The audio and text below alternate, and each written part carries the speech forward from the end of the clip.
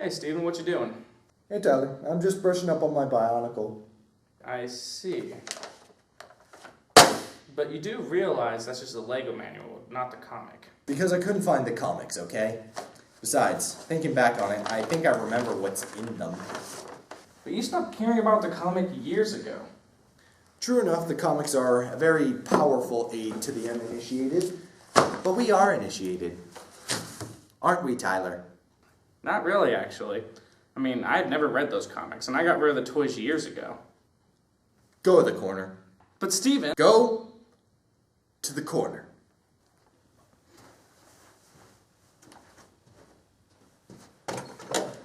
Dick.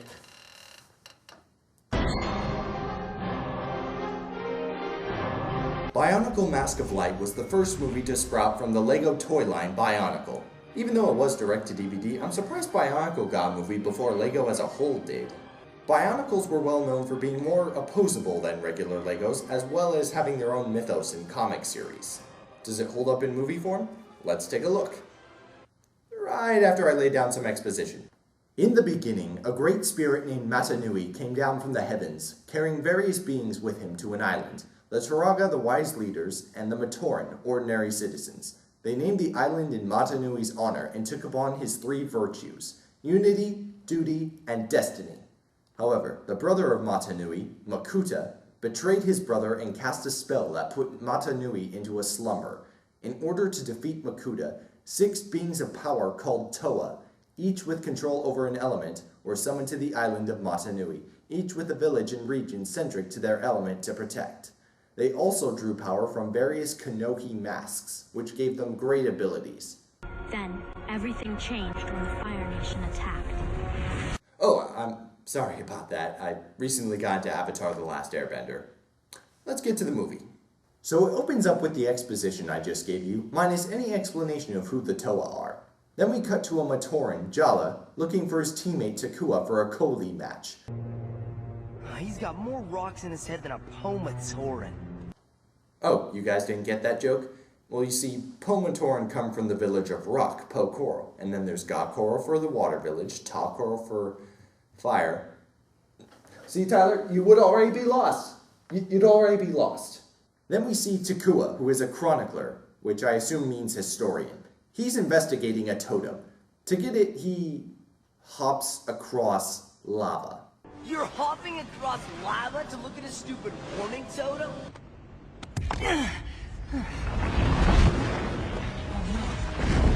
Really? You didn't think... I mean, really? What did you honestly expect? It does not take a detective to figure out what's going to happen in a scenario like that. Then he drops it into the lava by accident, and it turns into a Kanohi mask. And just in case you're wondering if this is the Mask of Light, don't worry. The filmmakers made it shine brightly just to make sure you wouldn't be lost. So Takua looks like he's a goner after trying to surf across lava. Pathetically, I might add. Ordinarily, I'd question the idea of surfing on lava, but this is the fire region they live in. Plus then Toatahu comes in and does it, and quite frankly, it looks pretty sweet. Well, let's take a closer look at those spores.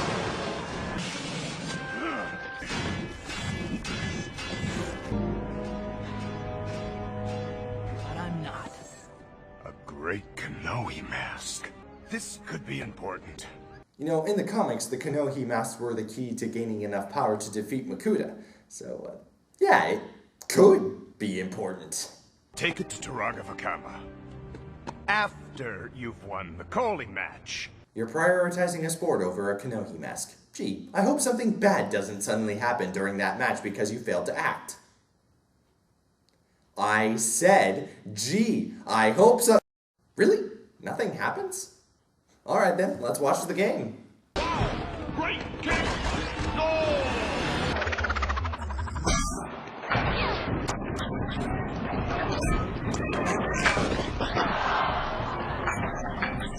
Nothing gets by the captain of the guard. Unless he wishes it. Yeah, alright. Go defense, get some! Tyler, go back to the corner! But I love Coley. Goalie's not a real sport, You Tyler. said it was like lacrosse. Tyler, Steven, if your viewers are just as lost as me, why can't I be part of this? Anyways, this sport's not too bad to watch. It's like lacrosse, but a bit more actiony, acrobatic. Even a couple Toa are there. Tahu, Pohatu of stone, and Gali of water. Tahu and Gali have issues with each other that... I think my brother is afraid of having his fire extinguished. Sister, against me you'd be nothing but steam. Hot air, as they say. To be perfectly honest, I don't know why. It's never explained in the movie, and I never read it in the comics that they had an issue with each other, so... I'm lost. See? Shut up! Try your new move. Of course! It's what the audience came for! Well, if they dedicated a line to this move, it must be a good one.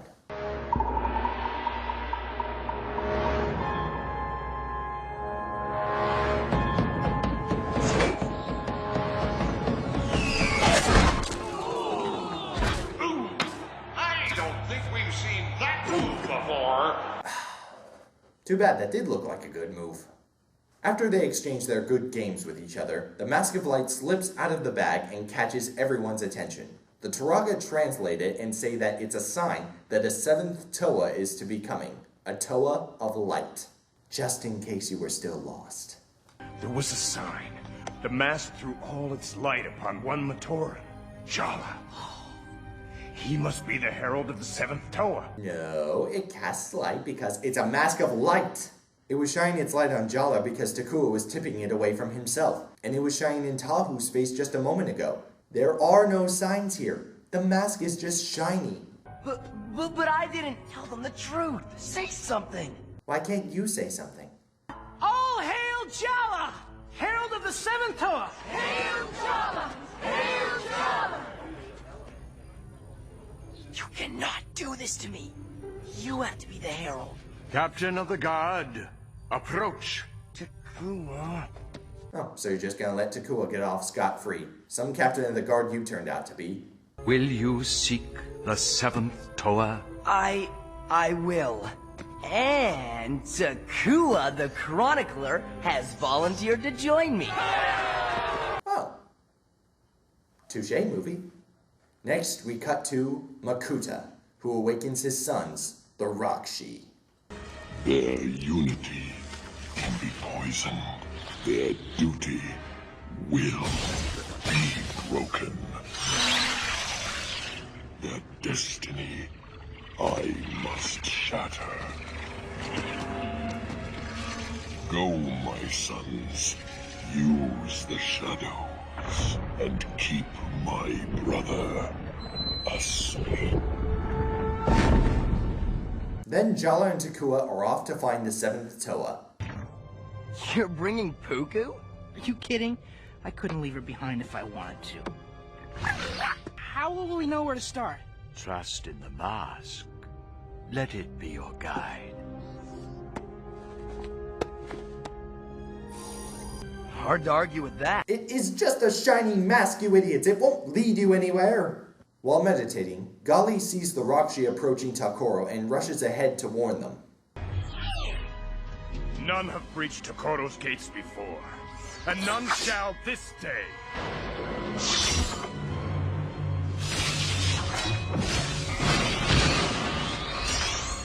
After a brief fight, during which Tahu gets a slice of poison to his mask, the Rakshi depart.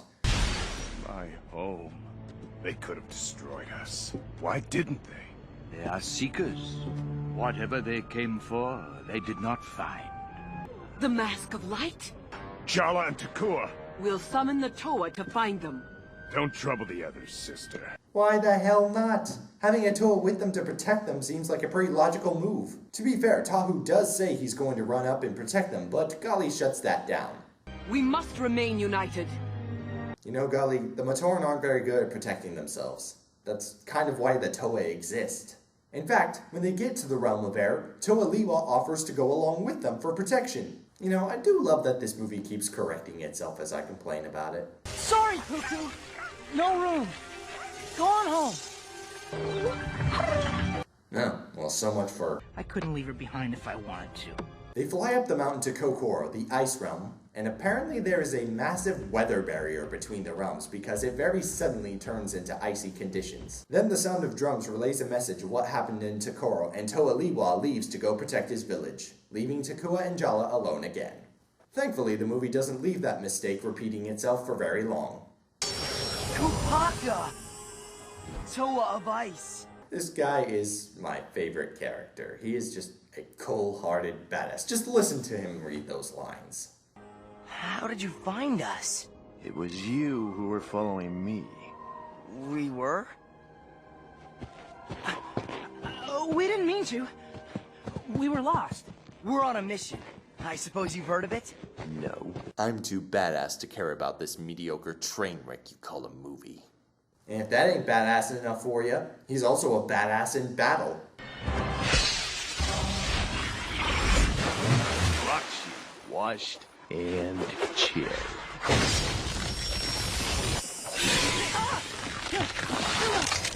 And then Puku comes back. Venturing into a cavern, Takua gets lost and comes across the Eyes of Makuta. That kinda raises the stakes a lot. How's Makuta doing that? Shadows are everywhere, and where they are, so am I. Okay, I'll take it. You will not find the seventh Toa. Bring me the mask, Takua. Bring it to me for the mask. Your villages and Jala will be spared. Sufficiently manipulated, Takua abandons Jala. Oh, that's just great. First you stick me with your duty, and then you ditch me? I'll say. What kind of unsupportive jerk abandons his best friend? Yeah, what kind of asshole would do that? You know what? Fine. If I let you play Pokemon, will you shut up already? Ooh.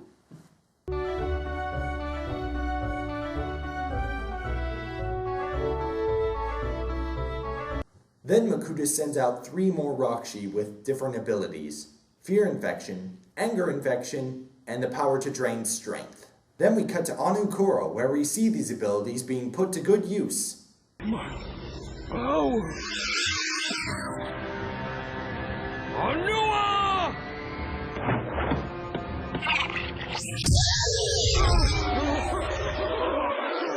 Ladies and gentlemen of Matanui, your great protectors. Tahu and Gali show up, only for Tahu to get infected and turn against Gali.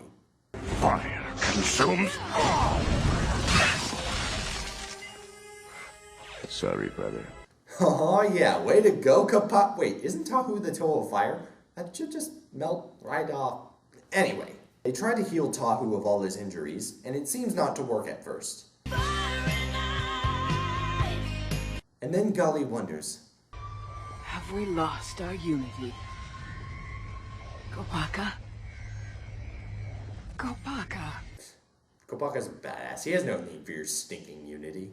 But sure enough, Jala and Takua are reunited, Tahu is fine, and then we are joined at the final destination, where Takua finally takes up his responsibility as the Herald, just as the Rockshi are bearing down on them. But then we get the uber badass display of all 6 Toa fighting the Rockshi. We will not be broken!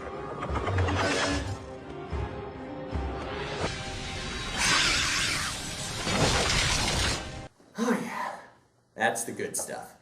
Though I gotta admit, it's a little weird that they're calling out their attacks like this. Windfly! Sand Twister! And fire!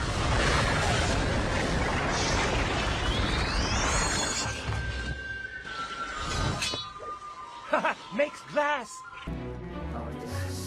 Stealing Skitter underneath him would dig. Even more odd is that the Rockshi seem pathetic all of a sudden.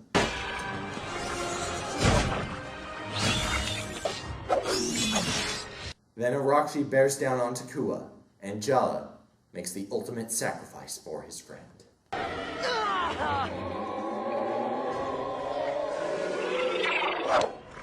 I'm supposed to make the sacrifice. Who said anything about a sacrifice? You know who you are. You were always different. what?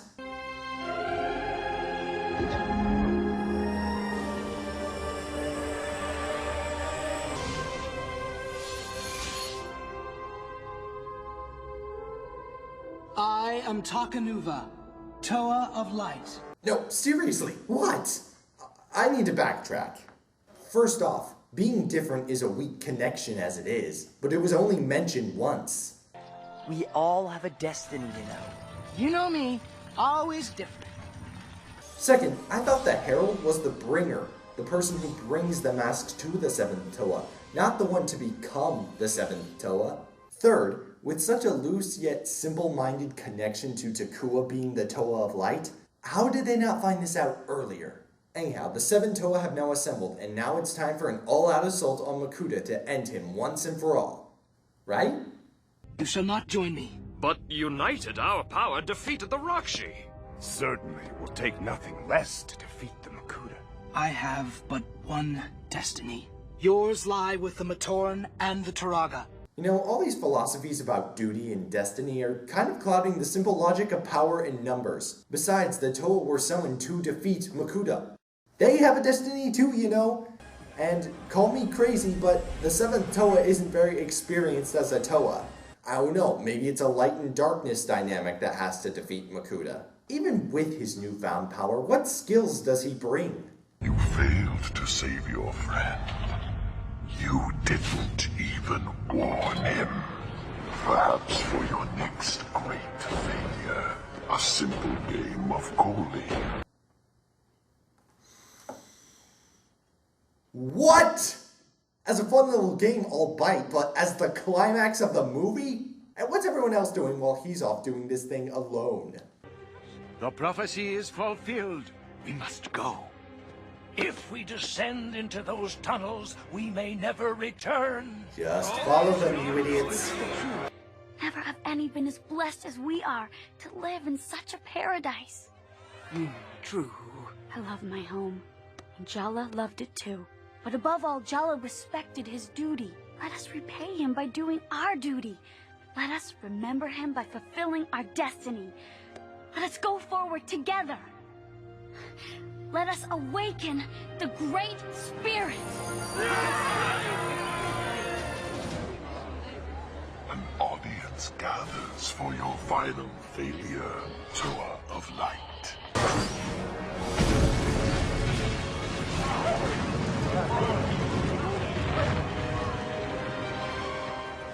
They will not leave. Still irrelevant. You have the Toa with you, specifically the Toa of Earth and Stone. A little cave-in is no problem. Takanuva wins the Koli match with his super special awesome move.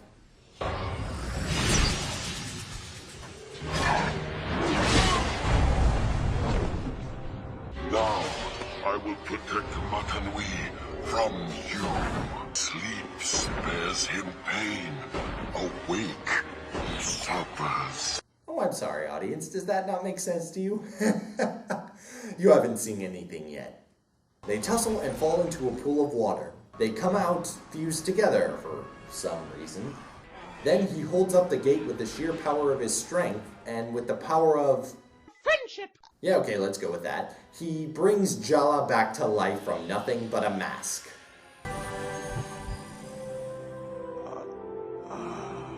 And then, because his duty is done... My duty is done. The gate becomes too darn heavy for Takanuva, and it slams down on him, leaving nothing but the Mask of Light in its place. Way to use him up and toss him aside, movie. I at least gave Tyler the DS. Let us awaken the Great Spirit. Unity. Duty. Destiny. And of course, happy endings demand that Takanuva is alive again. That death didn't even stick with us for 1 minute. I'm not joking when I say this. It was literally about a minute from the moment he died to the moment where he comes back to life.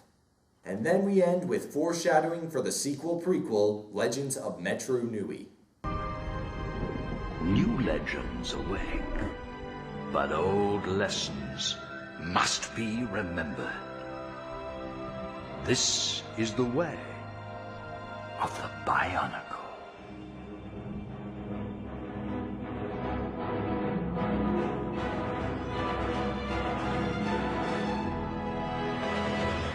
So that was Bionicle Mask of Light, and it's not horrendous, but a lot of things about it just don't work. As a movie, I don't think this was a good story to have as the first Bionicle movie. They should have started with the Toa's origins, at the beginning of the whole story, which would also showcase a better introduction to the world the characters inhabit. But even as a former fan who knows a lot of that stuff, this movie feels very shaky. The characters aren't developed well, though the voice actors did a good job at showcasing clear personalities for each character. The pacing was terrible, going at breakneck speed and accomplishing everything too fast, given its 1 hour runtime. The action as a whole is a letdown, usually very brief and with choppy fighting. Plus, most of the Toa go from being pushovers in one scene to badasses in the next. Vice versa for the Rakshi. The final section of the movie is littered with unexplainable deus ex machina in a world where magic and special powers generally have an explanation, and the three oh-so-important virtues feel forced in and used only when convenient. And to top it all off, there are a couple of very questionable plot holes. Why don't Jala and Takua have a Toa protecting them every leg of the journey if this mission is so important and the island is filled with potential danger? If the Rakshi are going to various villages looking for the Mask of Light, the Toa are needed at their own villages to protect the local Matoran in case they come. But then the Toa got together to protect them. But then that was after the Rakshi had found them, so they had no need to protect their villages further. It's a stretch, but I guess that checks out. Still, that's a pretty small island if they can assemble so fast.